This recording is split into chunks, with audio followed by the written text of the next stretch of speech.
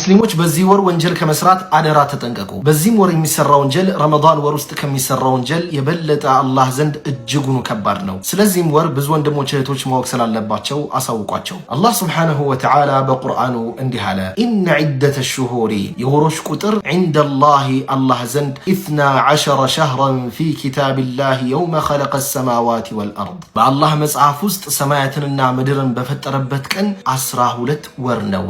ሚንሃ አርበዐቱን ሑሩም ከነሱ አራቱ የተከበሩ ናቸው። እነዚህም አራት ወራት ዙልቂዕዳ፣ ዙልሒጃ፣ ሙሐረም፣ ረጀብ ናቸው። ይኸው ረጀብ ወር ላይ እንገኛለን። አላህ ስብሓነሁ ወተዓላ አስከተልና ምን አለ? ዛሊከ ዲኑል ቀይም ይህ ቀጥተኛው ሃይማኖት ነው። ፈላ ተዝሊሙ ፊሂነ አንፉሰኩም በእነርሱ ውስጥም ነፍሶቻችሁን አትበድሉ አለ። ነፍሶቻችሁን አትበድሉ ማለት አንድ ሙእምን ወንጀል ሲሰራ ነፍሱን እየበደለ ነው ማለት ነው። ስለዚህ በሁሉም ወር ወንጀል መስራት እንደሌለብን ሁሉ በእነዚህ ወሮች ደግሞ ይበልጥ ከወንጀል መራቅና መጠንቀቅ አለብን። ለምን? በእነዚህ ወራቶች ወንጀሎች አላህ ዘንድ ከባድ ተደርጎ ስለሚመዘገብ። ሌላው ደግሞ በዚህ ወር የተለየ የሚሰራ ዒባዳ የለም። የተለየ የሚሰራ ዒባዳ ተብሎ የመጣባቸው ሐዲሶች የተዋሸባቸው ወይም የተቀጠፈባቸው ነው። ስለዚህ በዚህ ወር የተለየ የሚሰራ ዒባዳ የለም። ወላ ዱዓ በሉት፣ ወላ ጾም በሉት፣ ወላ ሰላት በሉት። ረሱል ሰለላሁ ዐለይሂ ወሰለም በዚህ ወር የተለየ የሰሩት ዒባዳ የለም።